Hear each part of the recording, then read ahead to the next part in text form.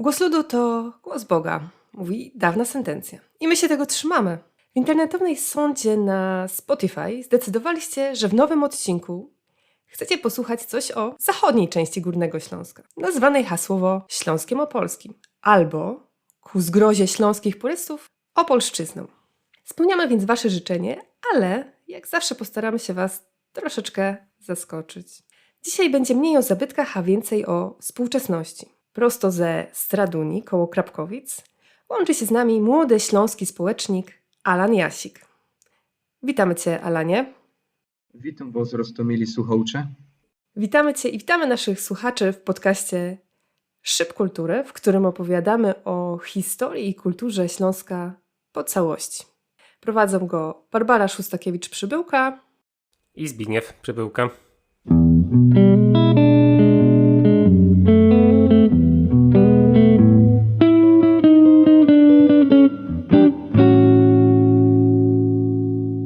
No właśnie, zacznijmy od tego okropnego słowa na o, czyli, uwaga, Opolszczyzna.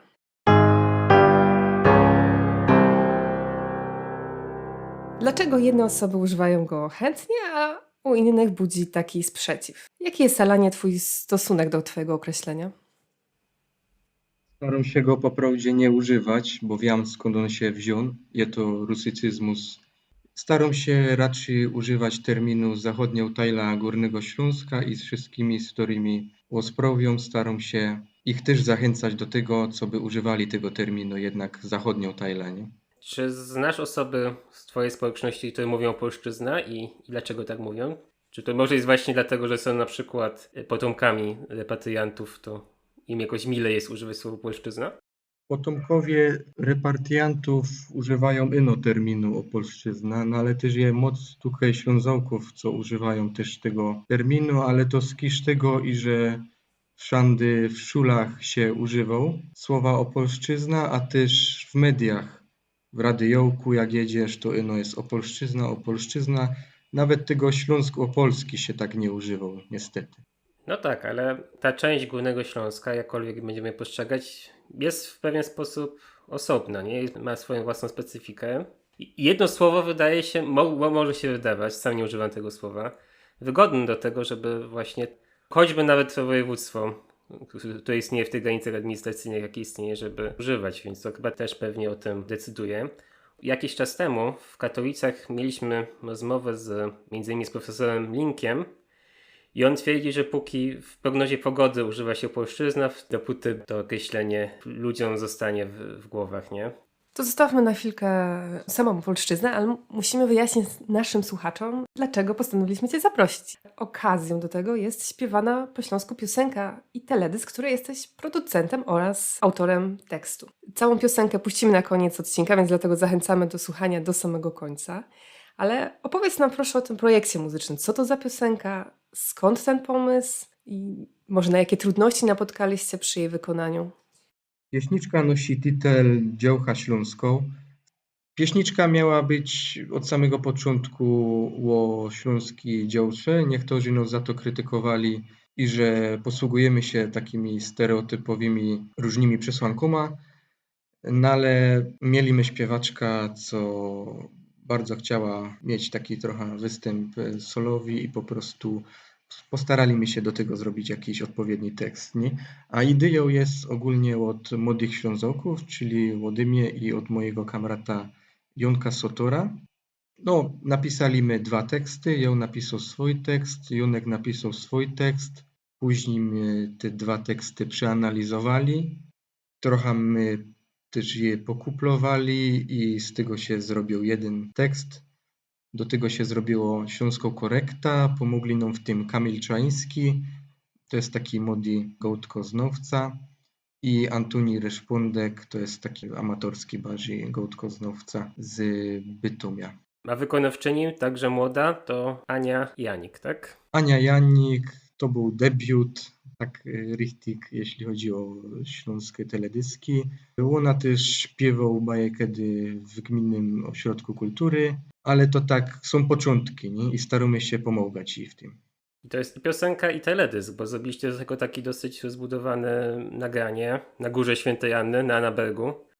Dość rozbudowane nagranie, no ale miało być jeszcze bardziej rozbudowane. Miały być też inne lokalizacje, na przykład Nikiszowiec, który już jest tak dość przewałkowany, no ale chcieliśmy się z Pejtram Langram dogadać, co by tam u niego w tej kuchni śląskiej coś dograć. No ale wiadomo, i że z transportem to też są problemy, dostać się na Nikiszowiec to też nie ma tak einfach z naszych stron. Trzeba poświęcić jednak dość dużo czasu, a Annaberg to rzut beretam, a praktycznie to jest niedaleko i też mało obadany teren w śląskich teledyskach i chyba, że jeszcze też w żadnym teledysku Annabergu nie ujrzał i myślę, co to była dobrą ideą. Trochę pokazać tego Annabergu, tego Zielonego Śląska.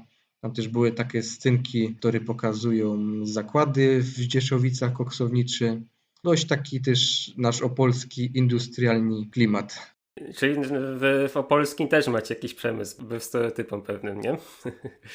Czasami się zdarzą, że mamy takie tereny tutaj przemysłowe trochę. Jeszcze powiedz nam, z jakim odbiorem spotkała się ta piosenka? Z pozytywnym odbiorem, no ale nie mamy za moc wyświetleń. Myślę, co to dopiero się rozkręci, jak zarejestrujemy do ZAX-u, do Stowarzyszenia Twórców. Schreiben jak pora artyklów do lokalnych Zeitungów. Myślę, co jak to się ukołże, to ludzie będą mieli pojęcie, że coś takiego powstało. A też mamy w planach przy ośrodkach kultury prezentować ta pieśniczka na jakichś festynach, bo no mamy to na wyciągnięcie ręki, dożynki i tym podobne imprezy i po prostu chcemy to w jakiś sposób wykorzystać. Tym bardziej, i że nawet ja się ta pieśniczka nauczył na pamięć tyle razy, że słyszał już, że są przy tym no, praktycznie od samego początku do końca pracował i to nie no Ania już znał ta pieśniczka. A czy w związku z tym planujecie rozwój samego repertuaru, żeby mieć więcej piosenek, powiedzmy w tym gatunku, żeby na przykład, nie wiem, zaprezentować jakiś dłuższy materiał, jakiś koncert w innych miejscach na Śląsku, czy może nawet poza Śląskiem? Mamy w planach na początek jeden teledysk ukazywać na rok. Na przyszły rok już mamy plany. Zresztą ja już mam 2 teksty napisane, nawet to już mamy zaplanowano praktycznie na 2 najbliższe lata. Mogę zdradzić, że przyszły projekt to będzie coś większego, to będzie bardziej taką ballada śpiewaną i to będzie o śląskich rozbójnikach, czyli o Wincentym Eliaszu i Karolu Pistulce, którzy działali właśnie na przełomie XIX i XX wieku. To jest pieśniczka z reedycji, bo przekaz ustny jest taki trochę nieodzwierciedlony w 100%, tak jak jest pieśniczka ze zbiorów muzealnych. Po prostu żaden tego nigdy nie śpiewał, nie nagrał i ciężko jest jednolitą wersję tej pieśniczki zaakceptować i po prostu musieliśmy dokonać takiej reedycji też na współczesny śląski bardziej i po prostu ten projekt będziemy realizować w przyszłym roku. No, ale to na przyszłość. A piosenka Śląska Dziołcha, czy Dziołcha Śląska jest generalnie o śląskiej dziewczynie, tak? To jakbyś powiedział, o czym ona ta piosenka właściwie tak naprawdę jest? No prawdą jest to, i że my się trochę posługiwali stereotypami o Śląsku, o śląskich dziołchach, no ale myślami, że mogecie no to wybaczyć, ale ogólnie chodziło o to, co by pokazać, jakie to śląskie dziołchy są fajne dziołchy, że śląską dziołcha poradzi praktycznie wszystko zrobić, uważać, bajtliwie bildować, tańcować, śpiewać, synków pogonić, prać się z nimi, wszystko praktycznie robić. I no einfach chcieliśmy pokazać, co śląskie dziołchy są najlepsze. A czemu właśnie taki stereotyp wybraliście i taki temat? Trochę no, zmotywowały polskie stereotypy i że śląską dziołcha się nadawał no, do usługiwania chopowi, a chcieliśmy pokazać, że ta śląska dziołcha jest bardziej taką i że wszystko poradzi zrobić, nie no, że stoć przy chopie i przysłowiowo usługiwać, bo niestety w kulturze polskiej się przyjęło, że na Śląsku tak wyglądał familią i że właśnie ten hobby jest najważniejszy, nie ta dziołcha.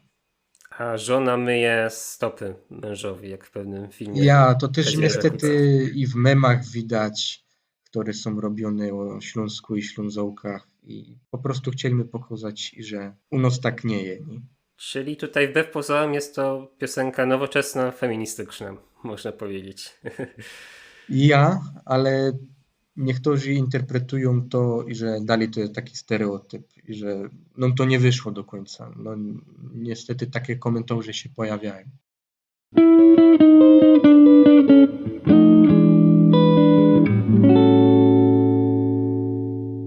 Jak nazwałbyś ten gatunek, którym nagrana jest ta piosenka?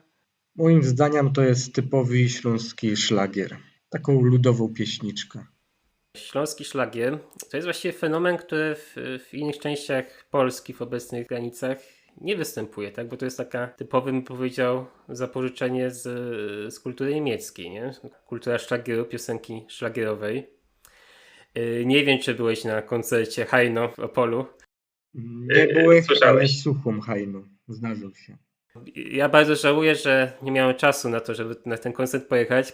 Podejrzewam, że to już chyba ostatni raz, jak się Hajno na Śląsku pojawi, ze względu na jego wiek. To jest właśnie taki absolutny klasyk niemieckiej piosenki szlagierowej, ma już chyba z 90 lat i tam gdzieś od lat 70. czy 60. nawet był aktywny.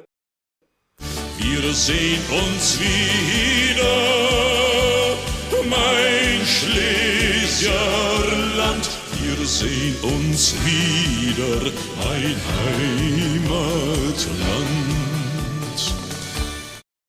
No i szlagier to jest... Co to właściwie jest? To jest takie country? Czy to jest takie disco polo śląskie? Jakbyś próbował to przybliżyć komuś, kto nigdy piosenki szlagierowej nie słuchał, nie? Znaczy się, ja aż taki muzyker nie ma, co by Ja też gadać o wzortach muzyki, nie? Ale zdarzyło mi się słuchać polskiego disco polo i uważam, że w śląskiej gołdce nie da się odzwierciedlić polskiego disco polo. Jednak trzeba dążyć do rozwoju tego rodzaju śląskiego szlageru i po prostu trzeba go bardziej trochę uwspółcześnić, żeby zrobić z tego bardziej taki modernistyczny folk. Coś na zasadzie, nie wiem, czy kojarzycie polskie, niedawno powstało Icu Picu. Prosto piosenka, a taki jakby właśnie współczesny folk bardziej. Sprawdzimy. Tak. To jest szlagier, to jest z gatunku szlagieru, ale ja bym powiedział jeszcze takie hasło rzucił Heimatlied, tak? Czyli z niemiecka taka piosenka o Heimacie, bo owszem, jest śląska dziełcha tematem, ale tak naprawdę to też jest o urokach Śląska, nie? I to też jest takie bym powiedział zapożyczenie z kultury niemieckiej, właśnie sama taką koncepcja Heimatu, czyli tej małej ojczyzny i śpiewania o niej.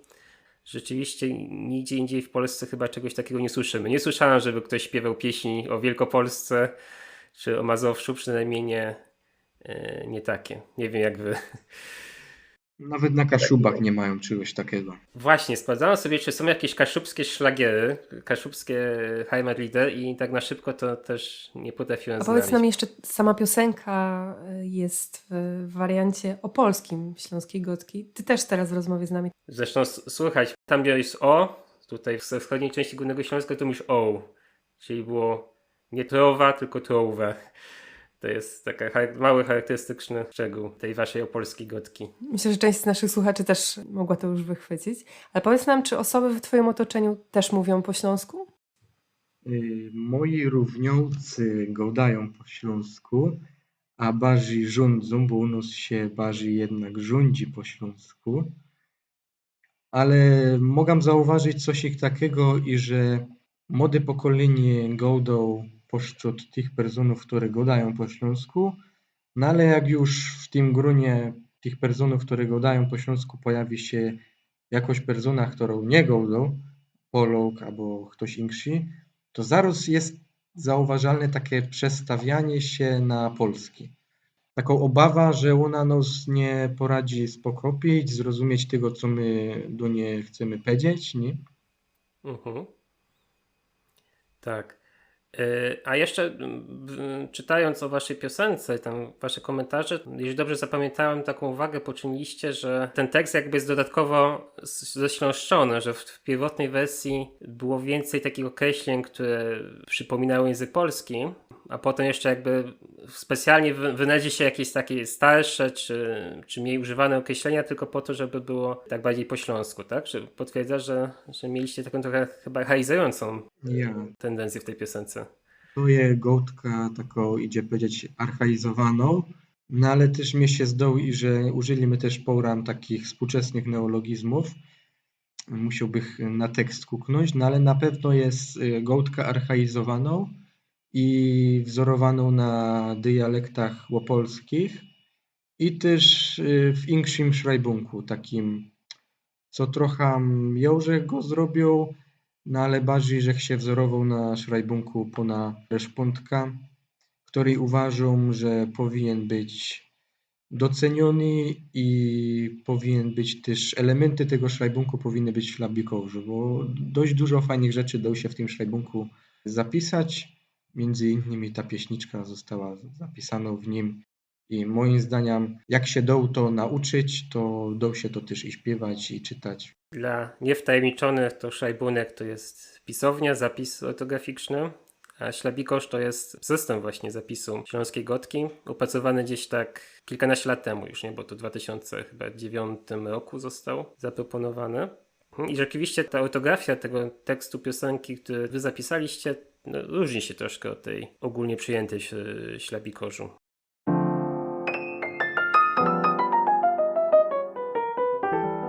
To ja proponuję, żebyśmy wrócili na chwilę do tych stereotypów o Śląsku. W takiej ogólnej perspektywie jest tak, że jednak podkreśla się ten czarny Śląsk, czyli tę część tutaj w okolicy Katowic i ten bardziej wiejski charakter tej opolskiej części Górnego Śląska. Już wspomniałeś nam, że sam teledysk był kręcony w też przemysłowej okolicy, niedaleko Annabergu. Jeszcze zdradzę, że przed nagraniem powiedziałeś nam, że w twojej rodzinie też są górnicy. Więc jak wygląda ta okolica, w której mieszkasz? Czy jest to teren bardziej rolniczy, przemysłowy? Czy zgadzasz się z tym takim ogólnym postrzeganiem, tym podziałem na czarny Śląsk i ten bardziej wiejski charakter tej opolskiej części Górnego Śląska? Nie mogę się z tym zgodzić i że tutaj dominuje taki stereotyp o tym, i że Ślązołki to nacją, którą pomieszkiwuje na wsiach. No ale zdarzał się często i że Polokom się kojarzy Ślązoł jako wieśniak, mieszkaniec wioski. Dyć to prawda nie je. Ślązołki pomieszkiwują też w małych miastach. Taki bajszpil to może być Krapkowice, Głogówek, Gogolin, Ścieszowice, nawet Koźle. Koźle, nie Kędzierzyn. Ale już nie Opole na przykład, tak? To znaczy to centrum Opola, bo nie mówię o tych wsiach włączonych wokół granicy administracyjnej Opola. W Opolu już jest więcej Ślązołków, odkąd przyłączyli te wioski. Dobrzeń Wielki. No ale nie. Dobrzeń Wielki to nie jest, to znaczy odebrano im elektrownię, nie?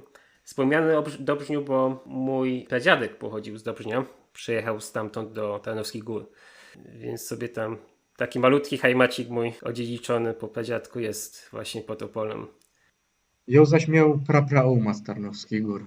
O, widzisz, jaka wymiana nastąpiła w takim razie.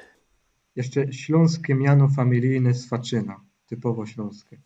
Zresztą to znaczy po śląsku podwieczorek. Podwieczorek, genau.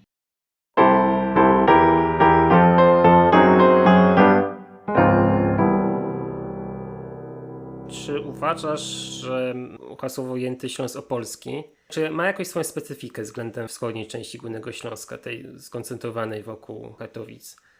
Myślę, i że jeśli rozłazi się o Ślązołków, to jest to taki obrót typowo rolniczy. Moc Ślązołków ma wiele gospodarstwa rolne tutaj, bardzo wiele nawet, po kilkaset, kilka tausynów hektarów.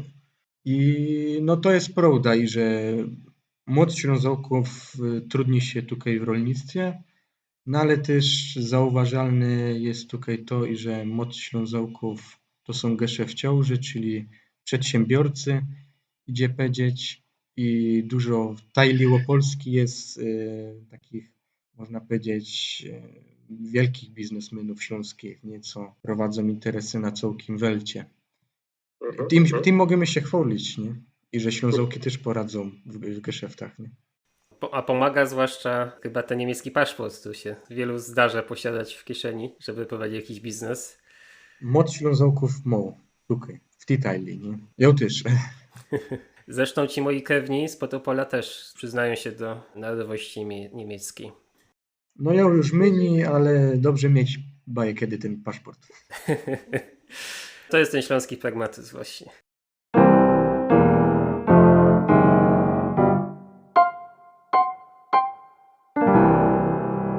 A jak faktycznie wygląda ta opolska niemieckość poza tym paszportem? Czy na co dzień mógłbyś to jakoś scharakteryzować, opisać dla osoby, powiedzmy z Polski, która słyszy o tej niemieckości w tej części Górnego Śląska? No pewnie to kojarzy się jakoś Różnie się może różnie, kojarzyć. tak. Może nie będziemy już w to wnikać jak.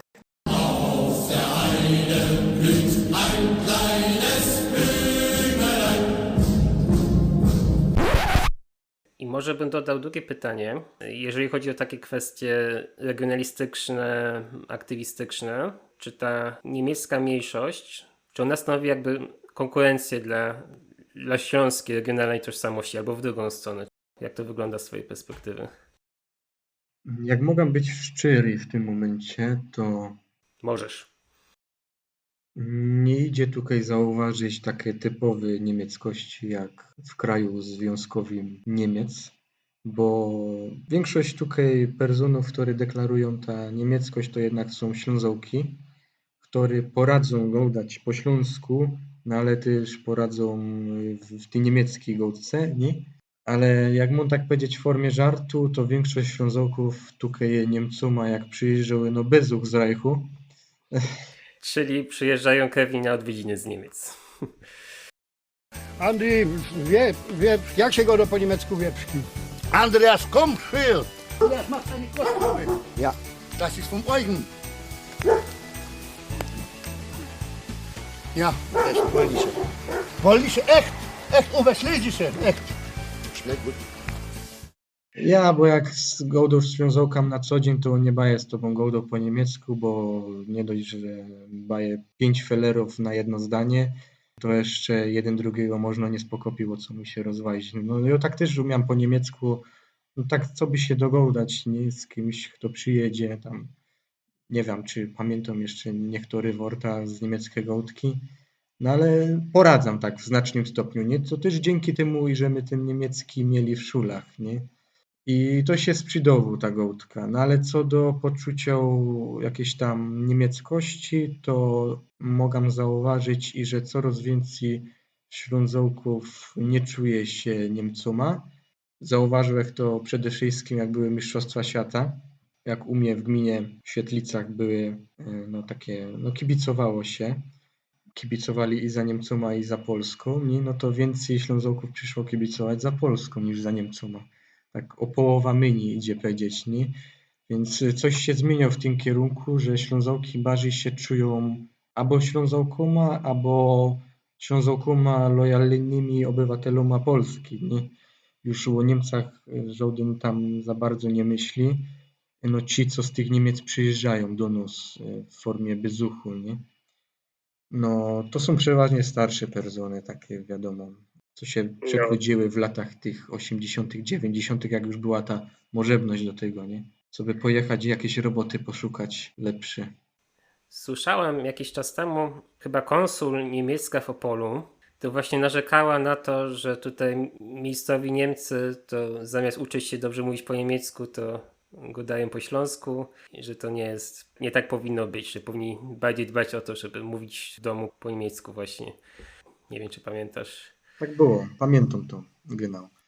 Jeśli chodzi o mniejszość niemiecką, to idzie powiedzieć, że cały zarząd mniejszości niemieckiej w województwie opolskim to są Ślązołki, nie?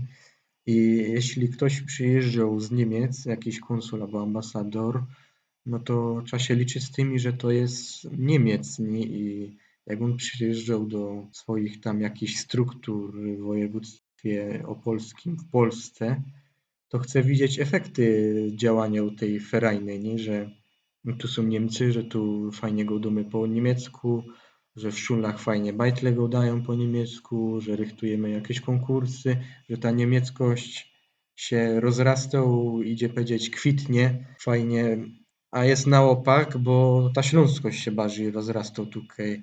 Też dzięki właśnie wpływom z tej tajli województwa śląskiego my coraz bardziej jakby wpajamy ta śląskość, pojawiają się w lokalnych księgarniach książki, coraz więcej te śląskie gołtki na festynach, w miejscach publicznych, naklejki Godumy po śląsku się pojawiają coraz więcej samorządowców przyznaje się do śląskości, politykerów też, więc jest bardziej zauważalny ten progres śląskości niż tej niemieckości. Uważam, że jest coraz mniej Niemców w tajli Łopolski. Bez to też się zastanawiam, skąd te wyniki z tego spisu powszechnego i tych deklaracji. To jest fest zastanawiający, bo umie, że się na wiosce nie trafiał z kimś, kto by deklarował ino niemieckość. Nie? Ciekawe festy. No, jeżeli chodzi o te książki, to powiedziałbym nawet, że ruch jest w drugą stronę, bo w końcu największy wydawca książek po śląsku, no to jest Silesia Progress, Byty Długosz i to jest Kotusz Mały. To jest w województwie opolskim, więc powiedziałbym, że tutaj promieniuje na wschodnią część Górnego Śląska literatura w pewien sposób.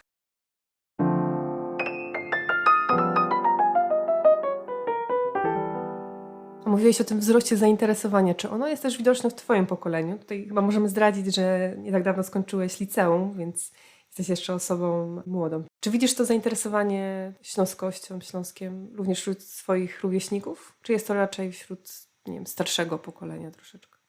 No w twoim liceum to generalnie kiepsko z tym było, tak, bo to liceum było w Nysie, ale w twojej społeczności lokalnej. Niestety w moim wieku nie widać tego zainteresowania za bardzo. Starsze pokolenia już bardziej, te takie 25-30 lat, jak tak z niektórymi rozprawią, to nawet później się okazuje, i że gadają mi, ja ją przeczytał ta książka, nie, że fajnie po śląsku, no ale coś nie bardzo poradzam zrozumieć, o co chodzi w tym piśmiennictwie, nie, że idzie zauważyć, że coraz więcej Ślązoków tutaj się tym interesuje, ale też nie rozumie jeszcze wszystkiego, o co chodzi, skąd te literki, czemu tak napisane i tak dalej. Coraz więcej osób się tym interesuje, no ale jest potrzebną bardziej tutaj edukacją, pokazywanie im, o co w tym chodzi, jak to czytać, jak to rozumieć. To jest potrzebne teraz tu bardziej.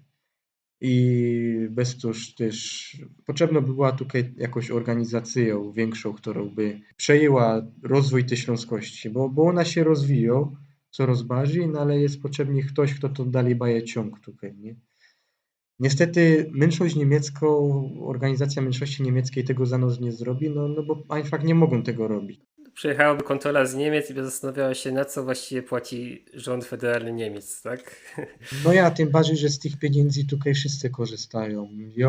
Moi sąsiedzi, no wszyscy korzystają z tego, bo jednak ta niemiecka gołtka jest w tych szulach, są organizowane te roztomańte wyjazdy, festyny. Większość właśnie na poziomie DFK czy TSKN-u korzystają z tego i zwykłe Ślązołki, i niemieckie Ślązołki, i Poloki, i wszyscy.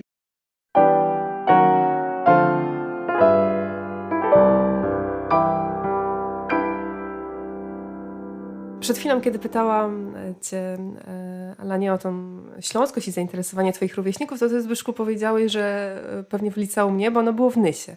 Może wytłumaczmy, dlaczego akurat uważasz, że w Nysie tego zainteresowania śląskością nie ma. To pytanie do Ciebie, Zbyszku. No z prostej przyczyny, że akurat w powieście nyskim nastąpiła po 1945 roku prawie całkowita wymiana ludności. Nie ma tam autochtonów, czy to w wersji niemieckiej, czy śląskiej. To chyba też byłoby pytanie do Ciebie, Alanie. No bo istotną częścią ludności województwa opolskiego, Śląska Polskiego, jakkolwiek to nazwiemy, są właśnie potomkowie tak zwanych repatriantów już w trzecim, czwartym pokoleniu. Czyli tych osób, które zostały przymusowo przesiedlone z polskich Kresów Wschodnich na Śląsk, zajmując miejsce zresztą przymusowo wysiedlonych śląskich Niemców. Powiedz mi, czy to w Twoim pokoleniu, w tej rzeczywistości, w której Ty żyjesz, czy te podziały na miejscowych i na tych przyjezdnych, umownie mówiąc, czy one ciągle obowiązują, czy one ciągle mają taką moc, jaką miały kiedyś? Są durch zauważalny, bo jest u nas takie określenie na osoba nie stąd. Czy jest to Hadziaj może? Hadziaj, czyli z języków rusińskich, chyba jakiś rosyjski czy coś w tym stylu Hazjaj, czyli gospodarz. Takie to miało znaczenie tam na wschodzie, a tutaj bardziej przyjęło takie znaczenie pejoratywne, negatywne, coś typu właśnie górol z waszych stron.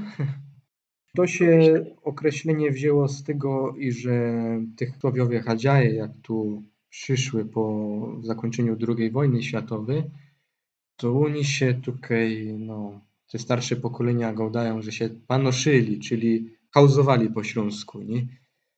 Po domach, nie? I stąd właśnie to określenie Hadziaj, czyli gospodarz, i że większość z nich uważało, że są na tej nowej ziemi gospodarzoma, nie? Że to należy do nich i właśnie te pierwsze pokolenia, które tutaj tych napływowych przyciągły, to one takie były fest właśnie, uważały, że to ich, że tylko ich i że mają prawo czuć się tu gospodarzoma, nie? No, a teraz już tego nie widać, że teraz już trzecie, czwarte pokolenie, nie? I widać, i że integrują się z tą lokalną społecznością śląską, szczególnie młodzież. I rozumiem, że mieszane małżeństwa są na porządku dziennym. Dużo, bardzo dużo. A w twojej rodzinie są takie mieszane małżeństwa? Na szczęście jeszcze nie. Mogę się pochwalić, i że je w 100% Ślązok. Zbadał, że się do chyba 5. czy 6. pokolenia i w tych pojawiają się takie typowo śląskie miana familijne. I no, zołca mam z tego i oby tak dalej.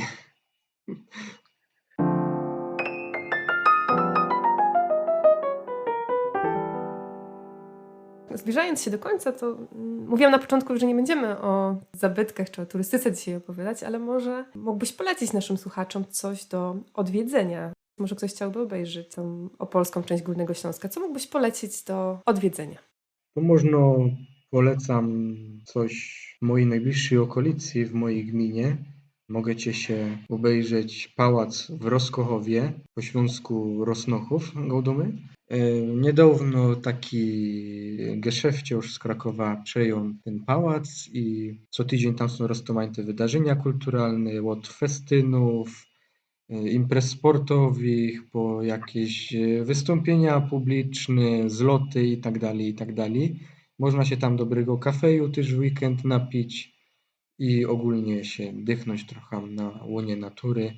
Wiadomo, jeszcze to tam remonty nie są skończone, no ale są fakt tego, i że coś się tam dzieje. Pałac w Roskochowie polecam.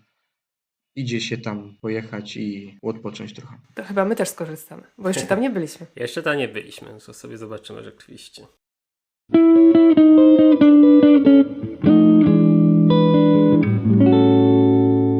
Dotarliśmy już, myślę, do końca dzisiejszego odcinka. Naszym gościem był Alan Jasik. Zachęcamy oczywiście do słuchania innych podcastów Szybu Kultury. Może, Alanie, poprosimy Cię jeszcze o zapowiedź piosenki, której jesteś autorem. Współautorem. Ja. Jak będziecie słuchać ta pieśniczka, to postarajcie się sobie wychwycić te różnice w naszych dialektach opolskich. Jest to ciekawostka, warto wiedzieć, co nas różni, a to, co nas różni, to jest bogactwo nasze śląskie gołtki, bo tych dialektów je poura, a my jeszcze mamy w naszym dialekcie opolskim też pouram gwar i werci się wiedzieć, jakie tam są te zależności. Toż proszę was do odsłuchania tej pieśniczki. Zapraszamy do wysłuchania.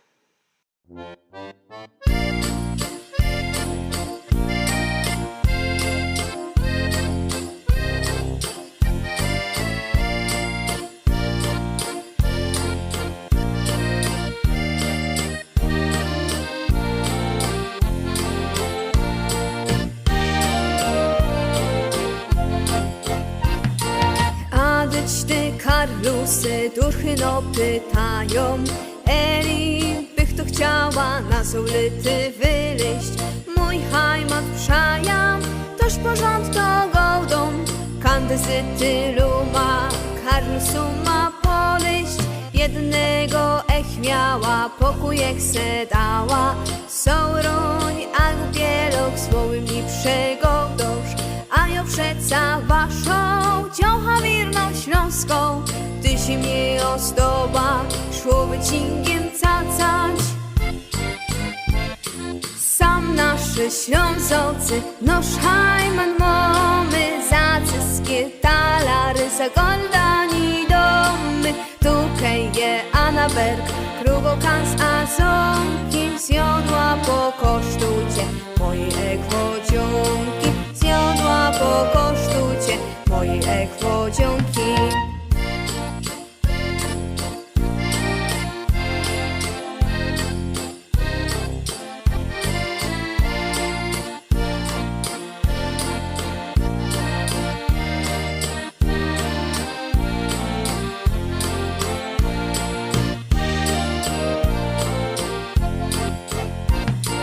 Pora zauważyć, masz ty zrychtować. Majtwi wybilduja, to i w lecce pudam. Szumnego frejera, pewnie kisę znojda.